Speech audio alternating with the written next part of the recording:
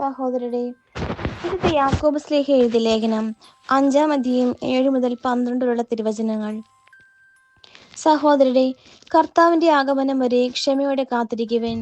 ഭൂമിയിൽ നിന്ന് നല്ല ഫലങ്ങൾ ലഭിക്കുന്നതിനു വേണ്ടി കൃഷിക്കാരൻ ആദ്യത്തെ മഴയും അവസാനത്തെ മഴയും ക്ഷമയോടെ പ്രതീക്ഷിച്ചിരിക്കുന്നത് പോലെ നിങ്ങളും ക്ഷമയോടെ ഇരിക്കുവിൻ, ദൃഢചിത്തരായിരിക്കുവിൻ. എന്തുകൊണ്ടെന്നാൽ കർത്താവിന്റെ ആഗമനം അടുത്തിരിക്കുന്നു. നിങ്ങൾ വിധിക്കപ്പെടാതിരിക്കാൻ എൻ്റെ സഹോദരരെ, ഒരുവൻ മറ്റൊരുവന് വിരോധമായി പിറുപിറുക്കരുത്.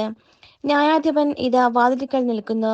സഹോദരരെ, കർത്താവിന്റെ നാമത്തിൽ സംസാരിച്ച പ്രവാചകന്മാരെ സഹനത്തിന്റെയും ക്ഷമയുടെയും മാതൃകയായി നിങ്ങൾ സ്വീകരിക്കുവിൻ. ഇതാ, പീഡ സഹിക്കുന്നവരെ ഭാഗ്യവാന്മാരെ നാം കരുതുന്നു.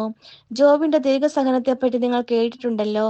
കർത്താവ് അവസാനം അവനോട് എന്തു ചെയ്തുവെന്നും അവിടുന്ന് എത്രമാത്രം ദയയും കാരുണ്യമുള്ളവനാണെന്നും നിങ്ങൾക്കറിയാമല്ലോ.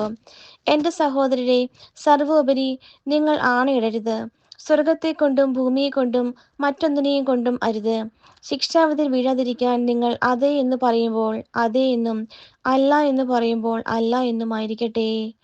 നമ്മുടെ കർത്താവായ മിശിഹായ്ക്ക് സ്തുതി. സഹോദരരെ, വിശുദ്ധ മത്തായി എഴുതിയ സുവിശേഷം 25-ാം അധ്യായം 1 മുതൽ 13 വരെയുള്ള തിരുവചനങ്ങൾ. സ്വർഗരാജ്യം വിളക്കുമെടുത്ത് മണവാളിനെ എതിരേൽക്കാൻ പുറപ്പെട്ട 10 കന്യകമാർക്ക് സദൃശം.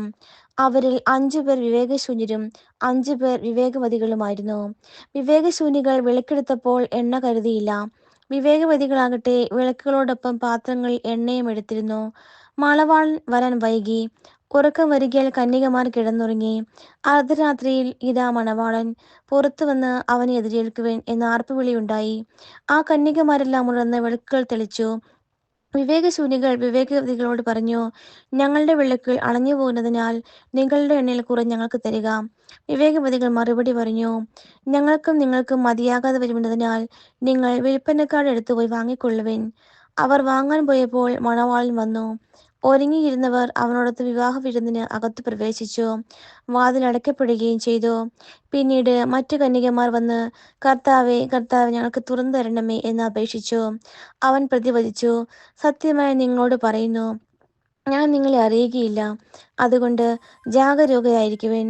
ആ ദിവസമോ മണിക്കൂറോ നിങ്ങൾ അറിയുന്നില്ല. നമ്മുടെ കർത്താവായ മിശിഹായ്ക്ക് സ്തുതി.